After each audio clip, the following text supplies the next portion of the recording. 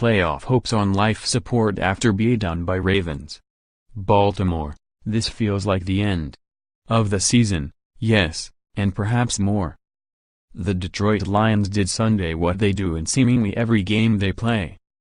They got off to a slow start. They made a handful of mind-numbing mistakes. They teased everyone just enough to think that they had a comeback in them, which, to be fair, occasionally they do. And in the end they lost, 44-20, in an unsightly performance against the Baltimore Ravens at M&T Bank Stadium. Box score: Matthew Stafford completed a team record 20 straight passes at one point for the Lions, but he also dropped a shotgun snap that knocked the Lions out of field goal range, lost another fumble that set up a Ravens touchdown, threw an interception in the fourth quarter that sealed the Lions' .500-ish fate, and went to the locker room in the fourth quarter with a swollen right hand. Lions coach Jim Caldwell said Stafford's hand is bruised but not broken. Now 6-6, the Lions' playoff chances are on life support with 4 games to play. They've lost 2 straight.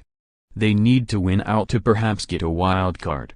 And even if they do that, no one in their right mind believes they can do any damage in the postseason. While Stafford's health status was not known in the immediate aftermath of the game, he hurt his throwing hand on his fluttering pick with just over 6 minutes to play and did not return. The real question over the final 4 weeks is what will become of Caldwell.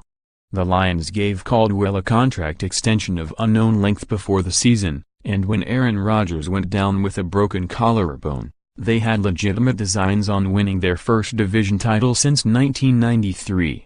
Seidel, Lions look like roadkill and 44-20 lost to Ravens. The Minnesota Vikings all but locked up the NFC North with their win over the Atlanta Falcons on Sunday, and with the Lions free-falling towards another disappointing finish, Caldwell's future is deservedly in the balance.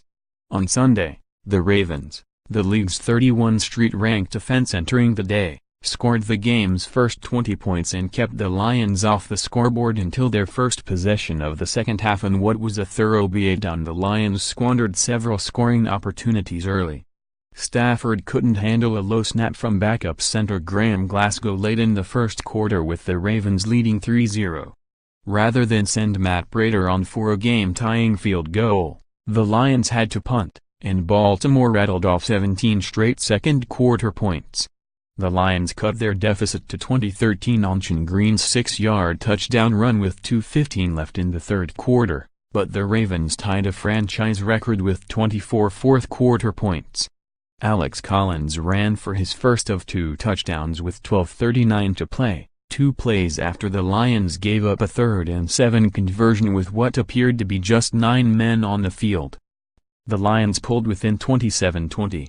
But Stafford was injured one series after a Justin Tucker field goal when Ravens linebacker Terrell Suggs appeared to step on his hand. Jake Rudock replaced Stafford and threw an interception that Eric Weddle returned for a touchdown on his first series. Lions general manager Bob Quinn and president Rod Wood had looks of gloom on their face when they walked by reporters in the press box at halftime, and the Lions head out for a second straight road game next week against the Tampa Bay Buccaneers, knowing their playoff chances are all but shot. Stafford finished Sunday 24 of 29 for 292 yards with 1 touchdown and 2 turnovers. Green, in his first ever NFL action, had 51 yards rushing on 11 carries.